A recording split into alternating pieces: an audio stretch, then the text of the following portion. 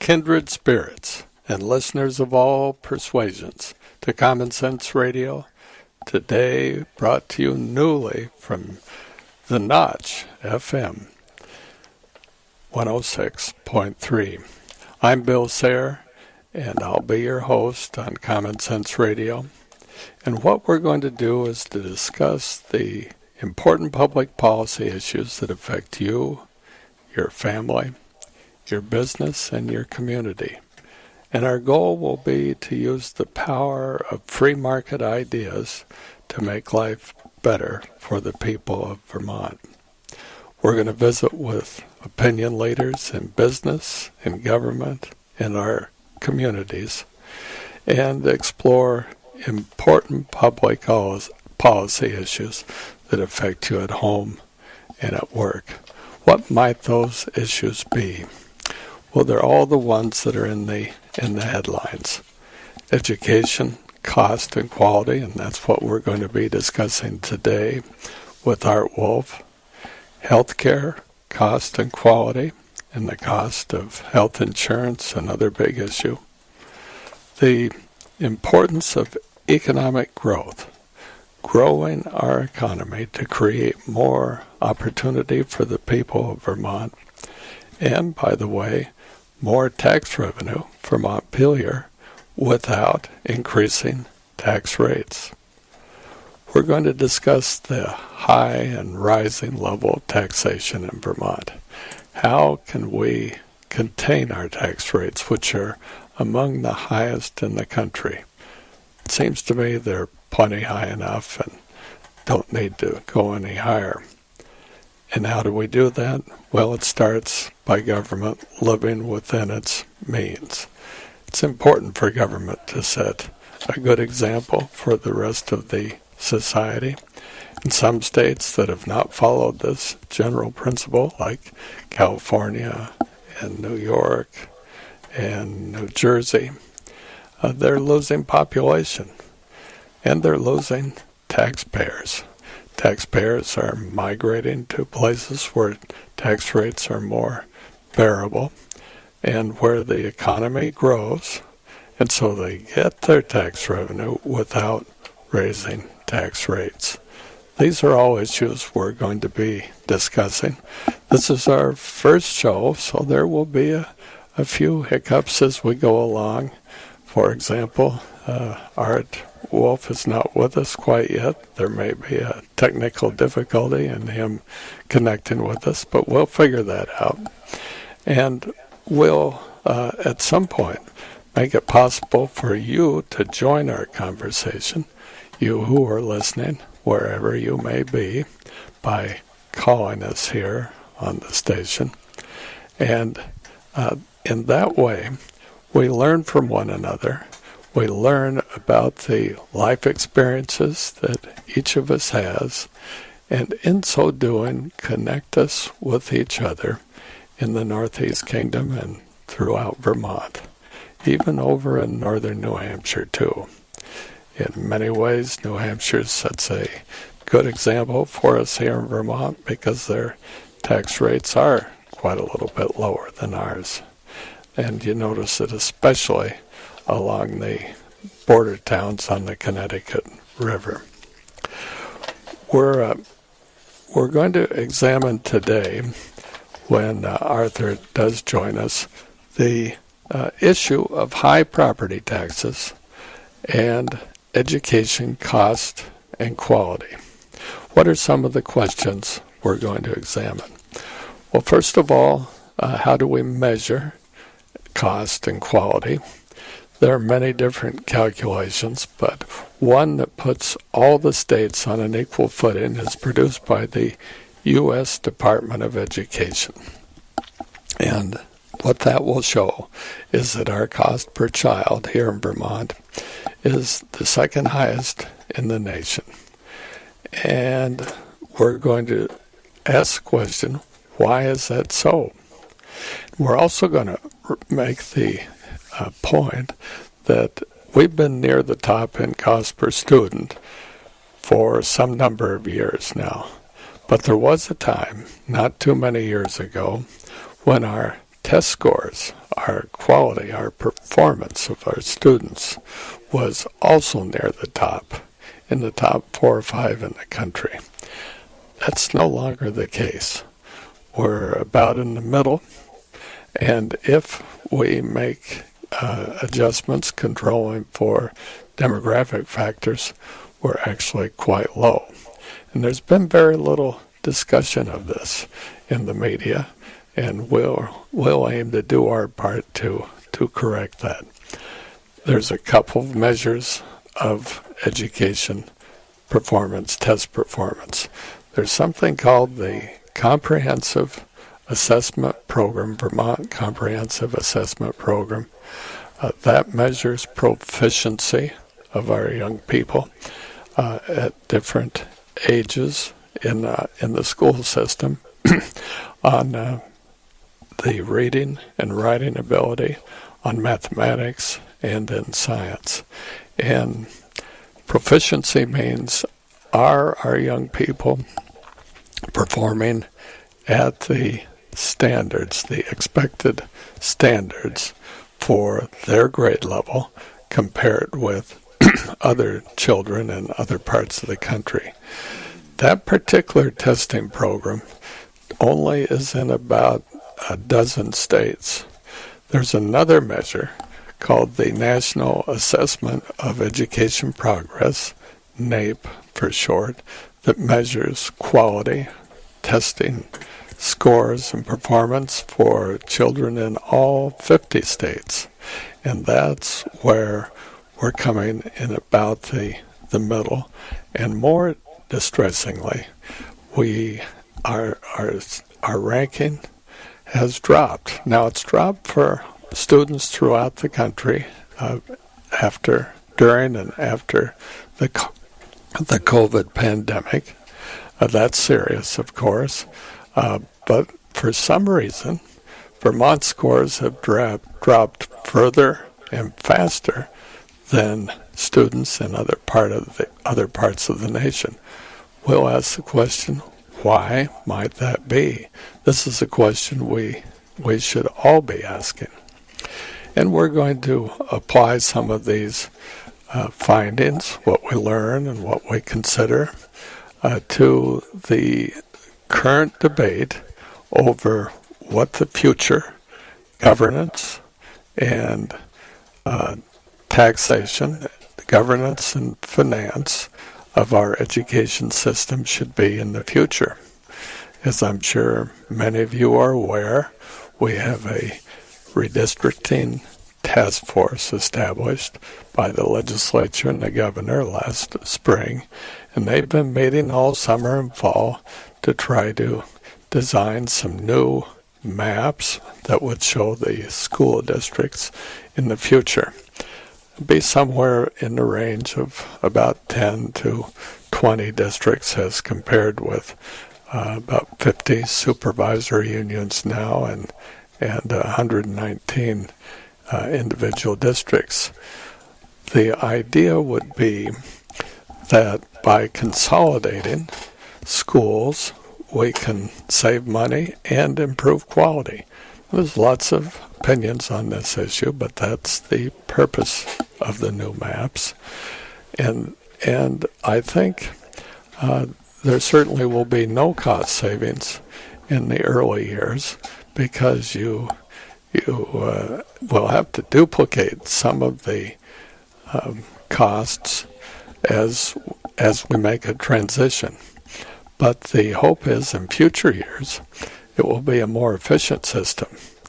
But there's no question that there's another feature that will change, and that is that there should be an opportunity for more courses, more extracurricular activities, more drama and art and advanced placement courses, extra language courses in the bigger schools. Now, people who prefer the smaller schools don't agree with that necessarily, or if they do agree, they still like their small schools, and that's fine. That's why we're having this discussion. It's my opinion that if a small school is keeping its costs down, competitive with that of the statewide average, certainly that with other schools, if the costs per student are low, and if the families sending their children to those schools are happy, then we shouldn't be in a rush to change. But if the costs are high, and in many small schools, the costs per child are very much higher than the statewide average.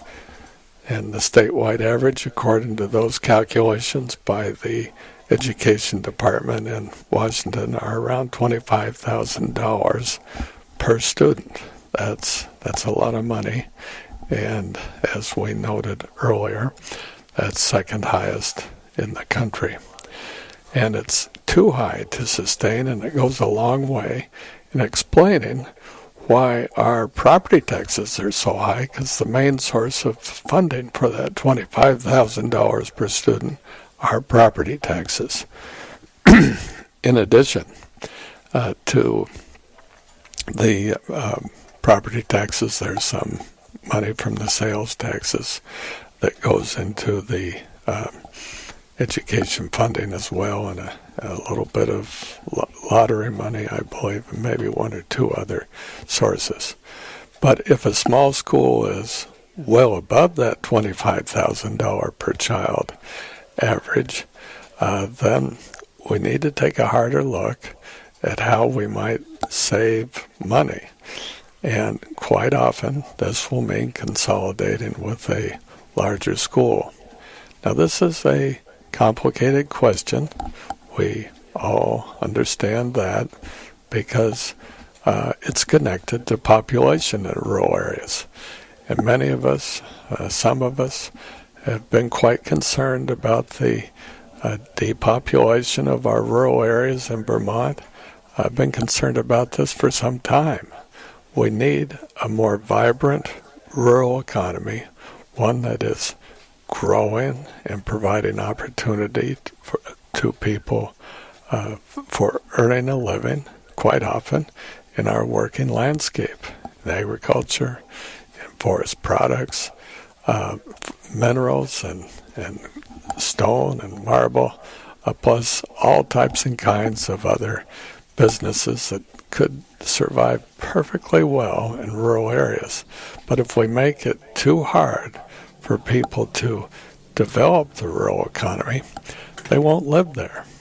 And this is related to the school question, because as the advocates, proponents of small rural schools note, quite often the school system is the main attracting feature for someone to move into a rural area.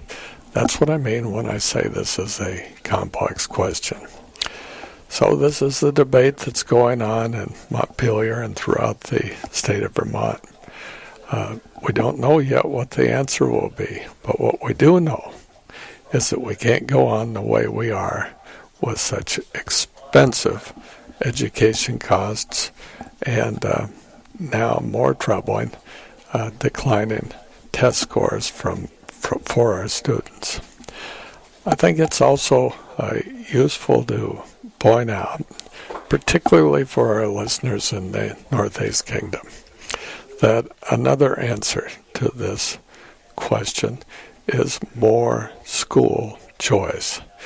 Give families, give parents the choice of where they want to send their child. I'm going to figure that if we gave more families more opportunities for choice, that the cost per child would be a lot less than $25,000.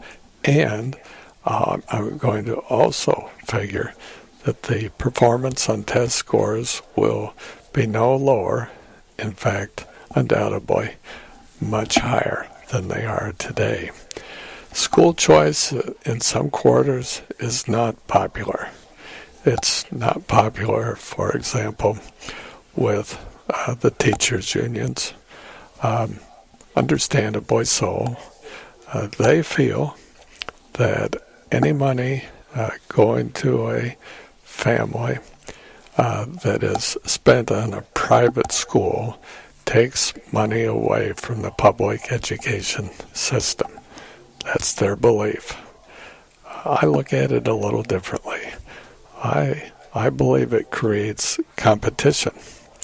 It creates competition among the schools for students. And it isn't always a matter of different kinds of instruction that are superior, one math program versus another. It may be a question of finding the best fit for the child in one school versus another. The years in grade school and certainly middle school and high school can be quite difficult for a young person.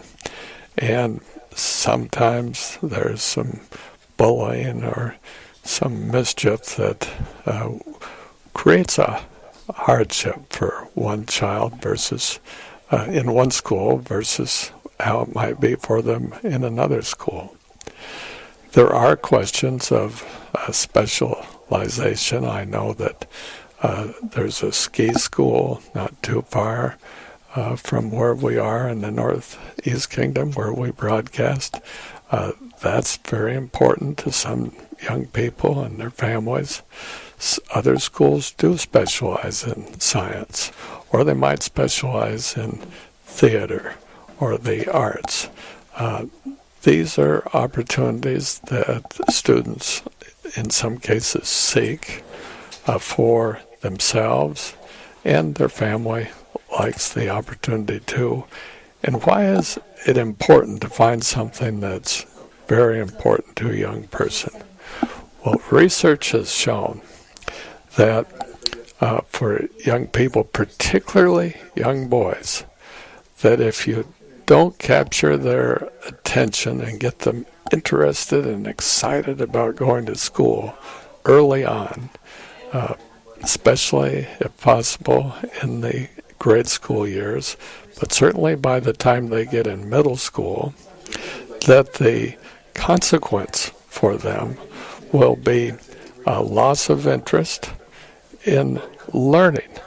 And after that, if they get behind in the reading or perhaps in the arithmetic, they get discouraged, and it's very hard for them to catch up. So what's the implication of this? To make it as interesting and as exciting as possible for young people so they want to learn. And that's where the idea of finding a interest, a hobby, a special project, a special type of learning that works for a child early on, and that can carry the child into the future years. We're going to take a short break now and hear a couple of commercials, perhaps one or two commercials from our sponsors, and we certainly hope you will patronize our sponsors. They make this show possible. So John's in the studio. He's going to give us a break so we can hear from our sponsors, and then we'll be back, and maybe by then we'll found our own.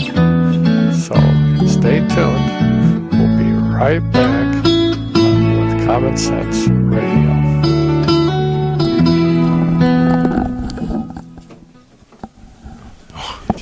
That's the sound of someone who's misplaced My debit card. their debit card. Where'd I leave that thing? Not at the gas pump, or the checkout counter, or the roof of your car. Now, if he has the Chase mobile app, he can use Card Lock.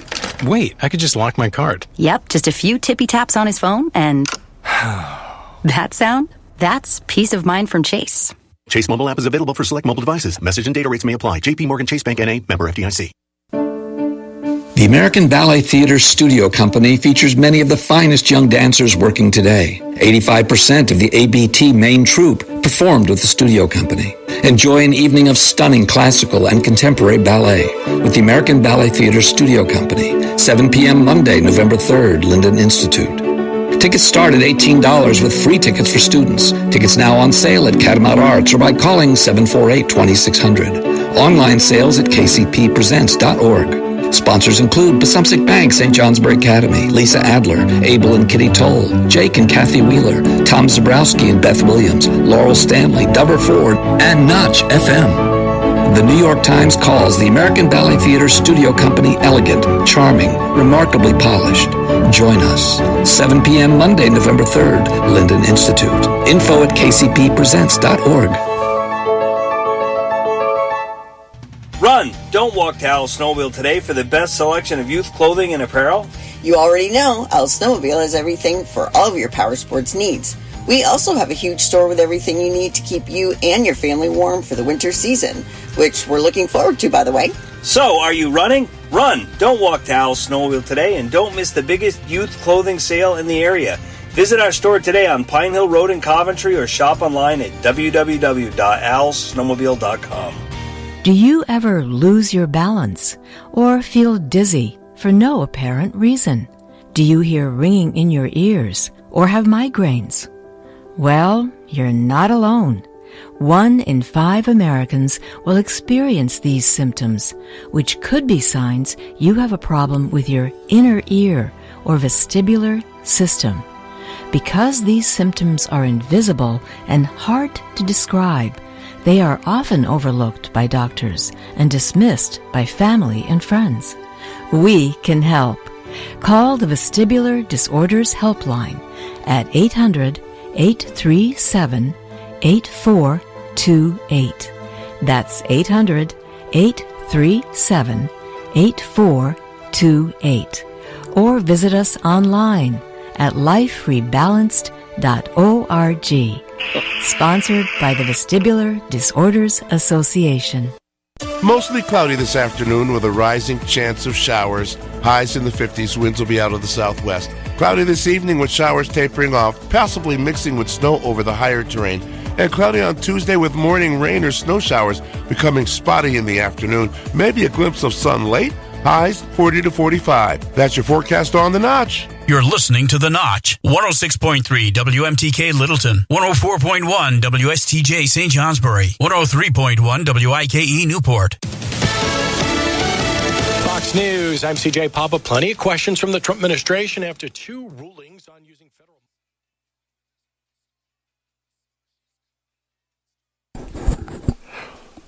Welcome back to Common Sense Radio.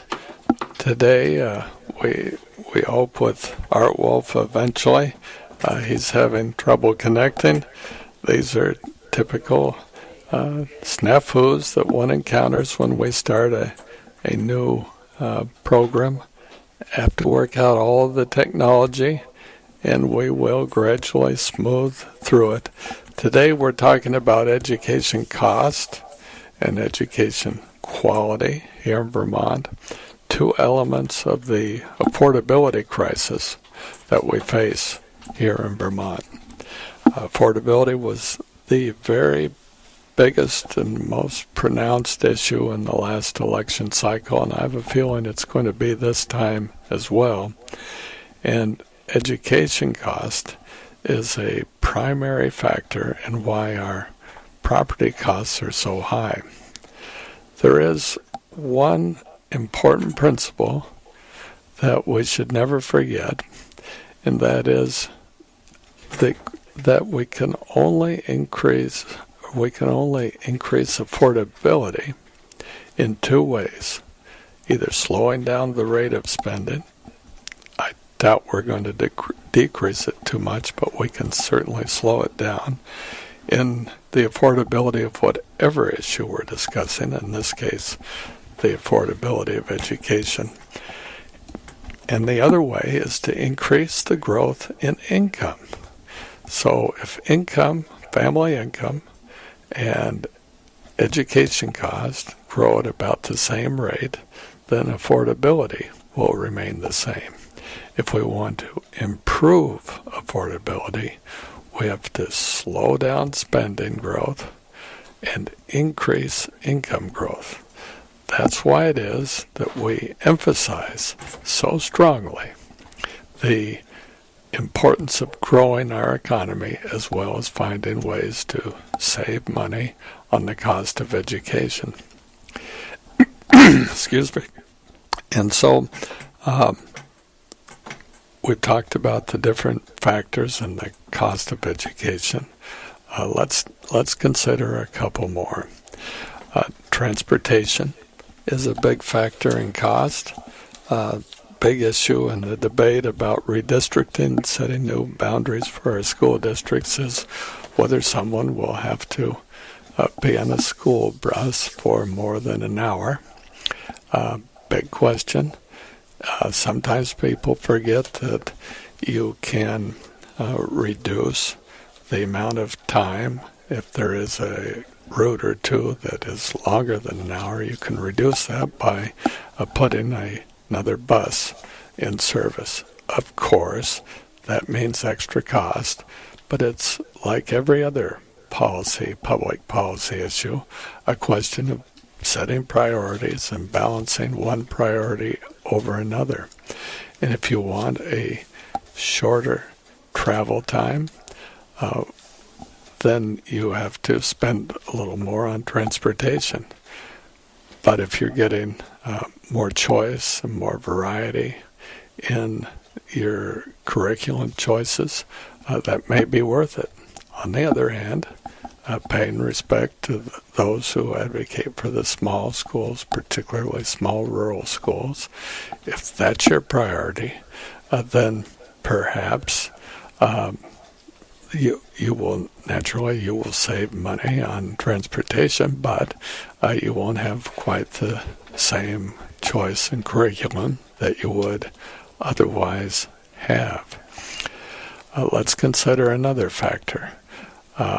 Let's consider the idea that you are preparing for future work or future education.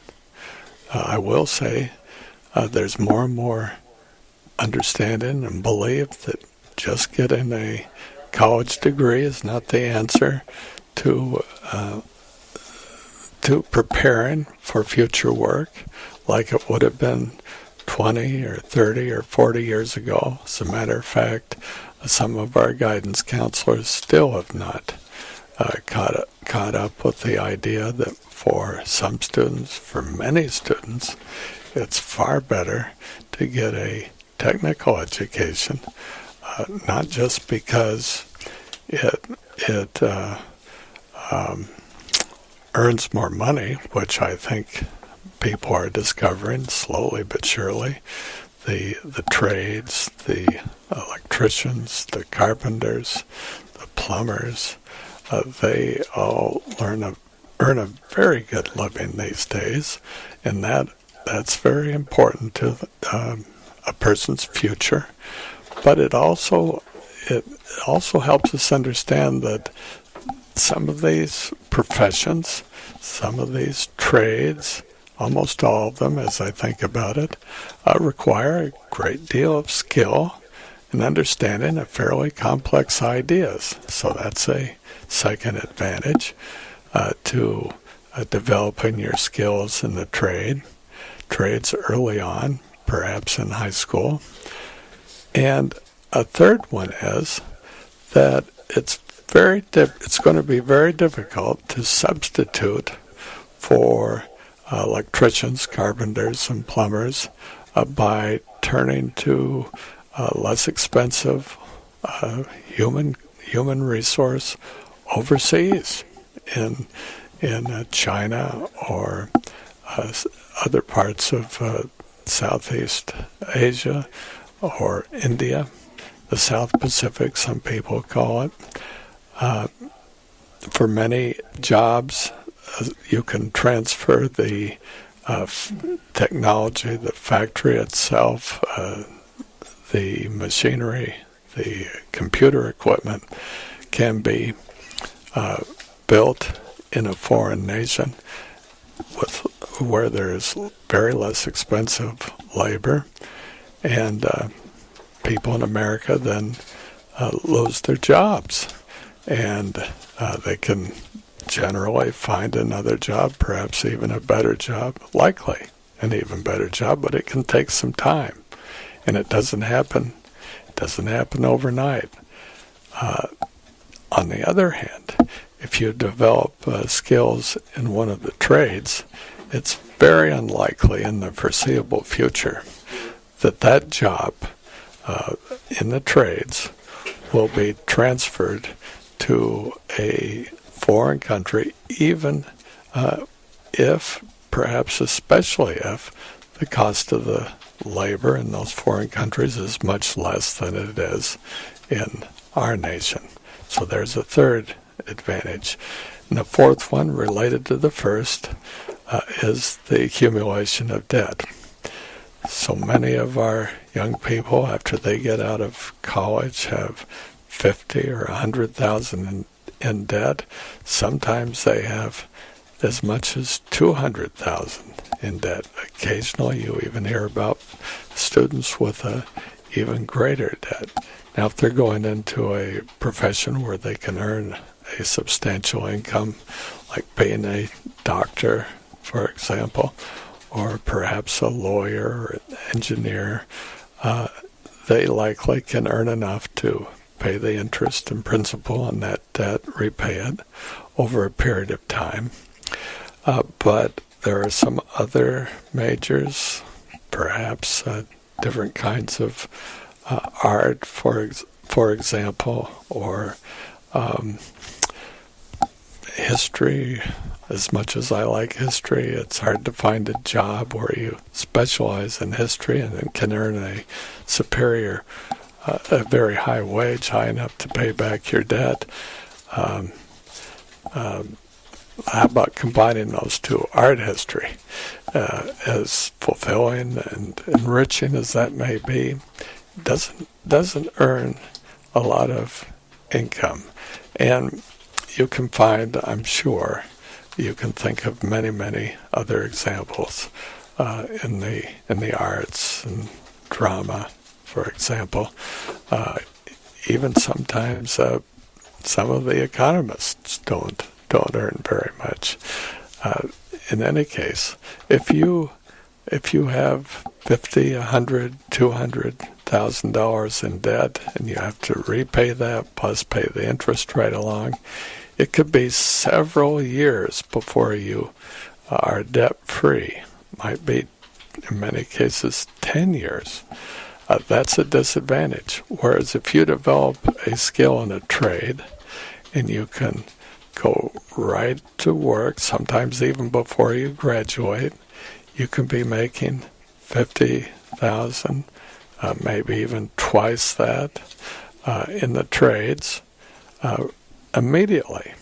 And if you're careful and you save that money and you put it towards a tax-free 401k or IRA or some type of investment vehicle of that nature, you start early when you're just first in the labor force, you'd be amazed at how much you will accumulate if you just leave it alone, let it grow, and put a little extra in from every paycheck or every month, for example.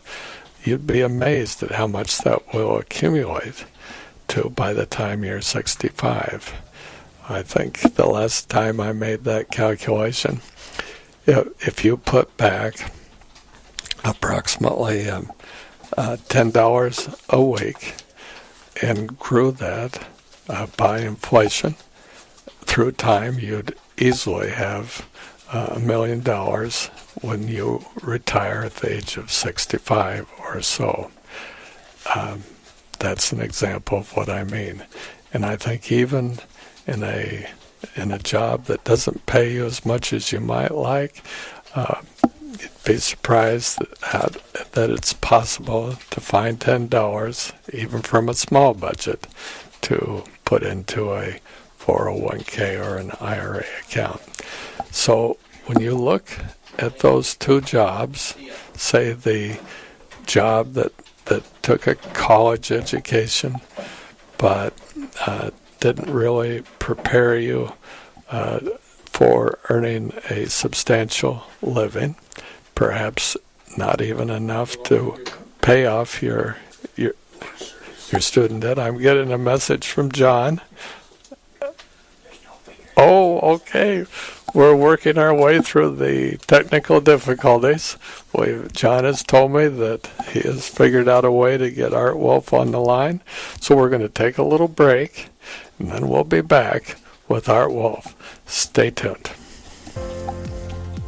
The Notch is honored to welcome Bill Sayre and his esteemed program, Common Sense with Bill Sayre, to our station starting November 3rd, 11 a.m. to noon, Monday through Friday. Bill is a respected Vermonter and economist who has been on the radio for better than 20 years. What you will hear by tuning in to Common Sense with Bill Sayre are all the issues that are affecting everyday Vermonters. Bill digs deep to leave no stones unturned to give you the real reasons why something is happening the way it is. It's honest and open conversation that is civil and respectful. By listening to one another and telling about one's life's experiences, Bill will break down where we agree or differ, or help explain where we can find common ground, or at least better explain why one feels a certain way. Only then can we help heal the deep divides that have emerged in our society and show the world why the Northeast Kingdom has been the better place to live, work, and to raise a family. Tune in to The Notch Monday through Friday, 11 a.m. to noon to hear Common Sense Radio with Bill Sayre, or stream us on the web at notchfm.com. The Notch, where rock and talk happen.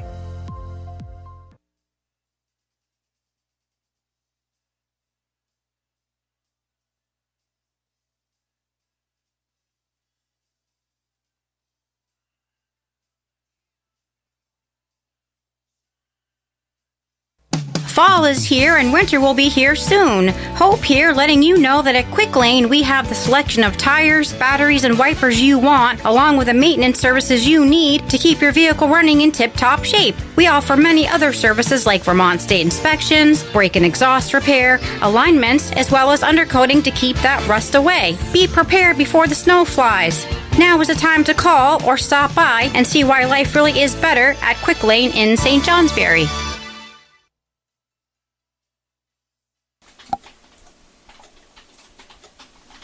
Okay, we're live again with Common Sense Radio, newly launched, newly appearing, happily so, on WTK,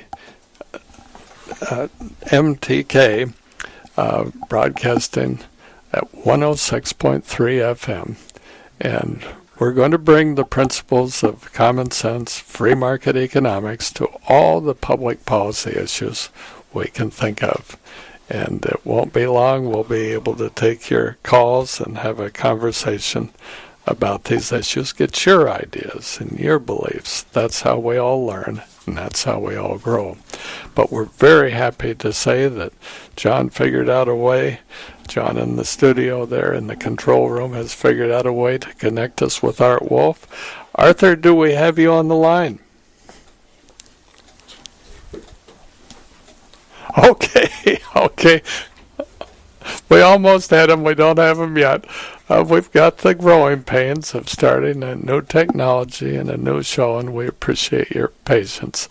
Matter of fact, that's one of the most important virtues and values that we discuss on this show is the value of being patient.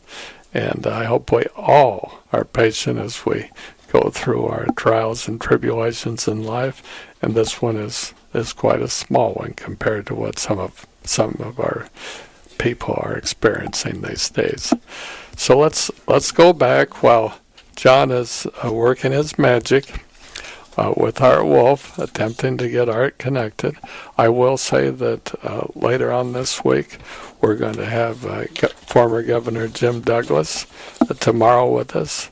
And oftentimes with Governor Jim, we discuss not only the current public policy issues here in Vermont, but we include those in the nation as a whole, and from time to time even the international issues.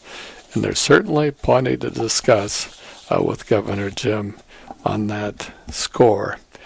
We also, with Governor Jim, include discussions about the life and work and ideas of Calvin Coolidge.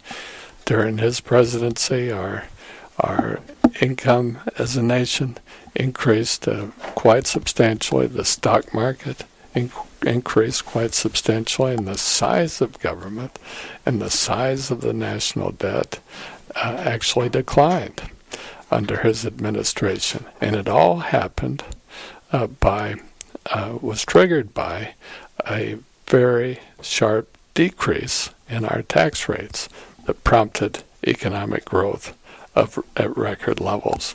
And we can do that again here in Vermont and in America. It won't be easy.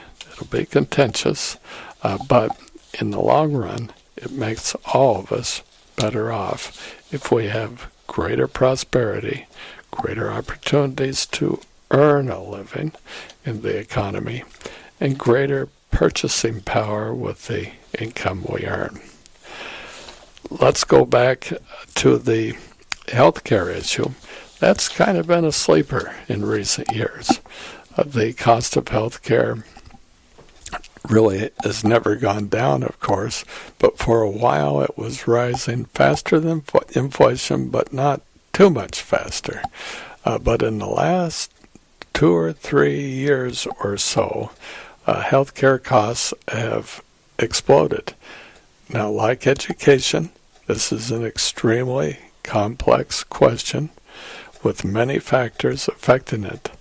We hear both sides of the political spectrum, focusing on their favorite cause, their favorite source of the high cost of healthcare.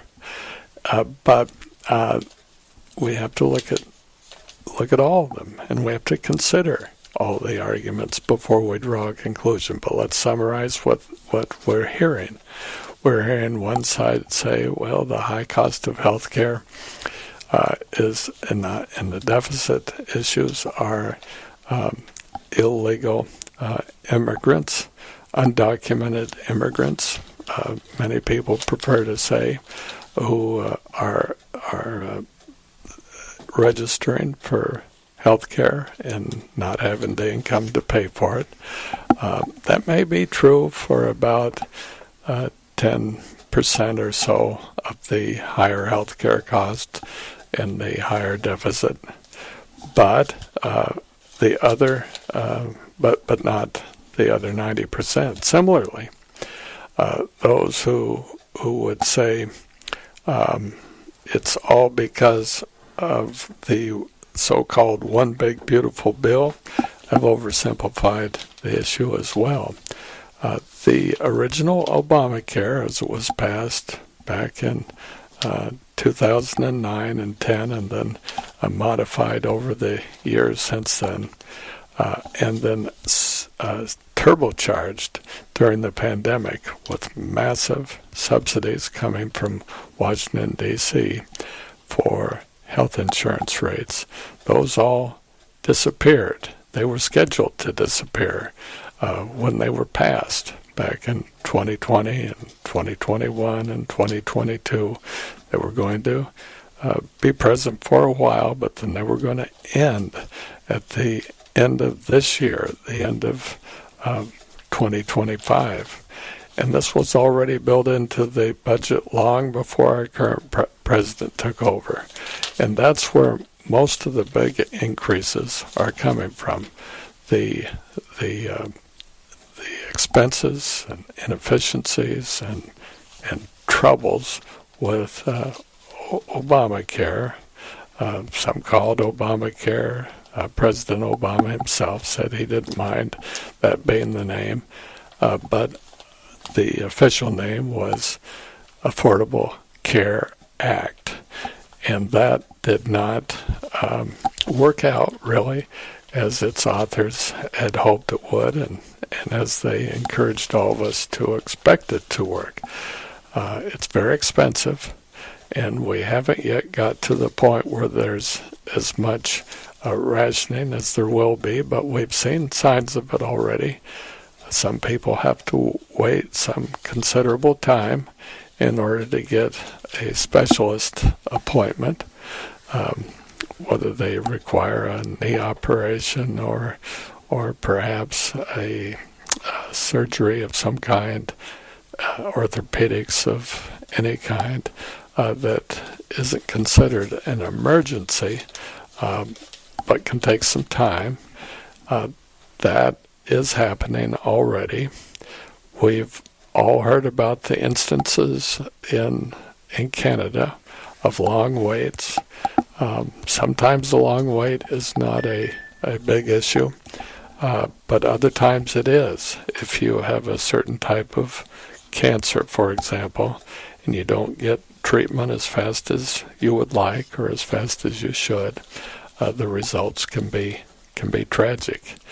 And I just exchanged notes with Robert Latofsky, who's a professor emeritus at St. Michael's College. He has a direct connection to Canada and Canadian healthcare.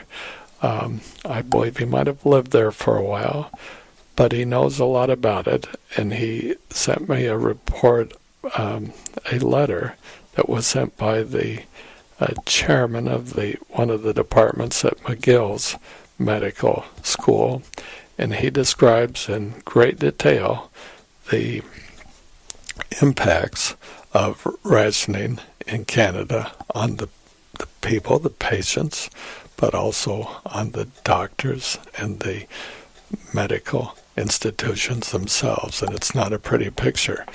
And that's where we're headed in America if we don't make some changes.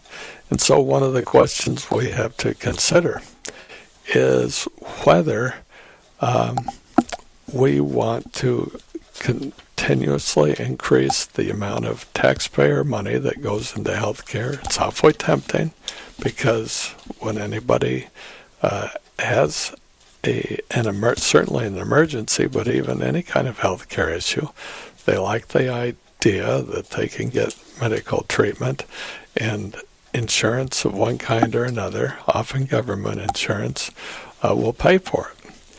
And it may be a general view, I expect, frankly, that it will be, that if you have to wait for the treatment, that'll be well worth it, as opposed to paying for it more directly from your own personal budget as opposed to the budget of the state or the federal government.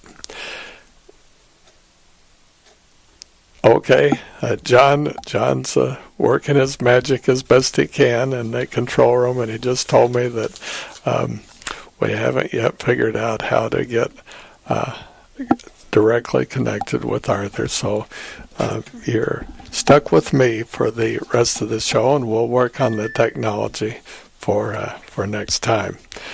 And we hope indeed that we'll have it with Governor Jim tomorrow, and we'll get Art back on as soon as we can. But let's put the healthcare costs in perspective. It's going to be contentious, I believe, before we're done, more contentious than education, if you can imagine that. And the reason is that healthcare spending as a percentage of the economy is more than 20%, $1 out of 5. It's rapidly approaching $1 out of 4 of our nation's spending.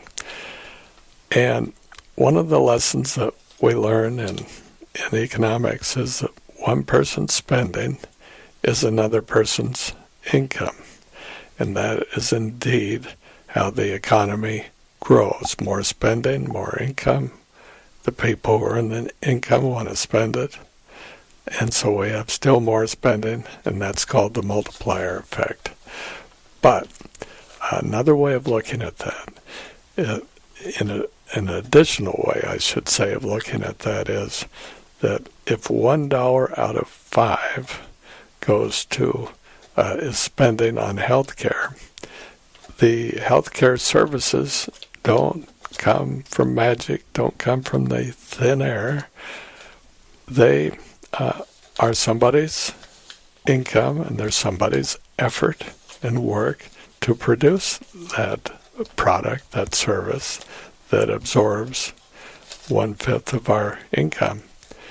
And so it's 1/5 of the spending, 1/5 of the income, and therefore, when the economy's in balance, which it always seeks to achieve, we really have to think of 1/5 of all of our spending goes to health care. So think of what your family budget is. I think the average household budget in Vermont for a family is about $110,000 for the median family income in Vermont. So 20% of that is going to be about $22,000. And that's that's even less than the premium for a family of 4. It might be about right for a family of 2, or even a little low for that, I think. So 22,000. Some insurance policies for a family of 4 would be pushing $40,000, perhaps even $45,000 or $50,000, but certainly $40,000. And $20,000 doesn't cover it. So the gap has to be closed one way or another. And during COVID, the way it was closed was with government spending of an enormous amount. And as there's been an attempt to balance the federal budget, closing that gap means there will be less of a federal subsidy to health care. And that was baked in to the policy proposals by the previous administration and their Congress in 2021, 2, and 3, and even 4. And it was baked in then, and then set to disappear at the end of 2025. And people are figuring out now that it will disappear, and they're alarmed, and rightly so. Because let's go back to our median family with $105,000 in family income, $21,000 being what they what healthcare costs would be for that family. Some insurance is more than that, as we considered a moment ago.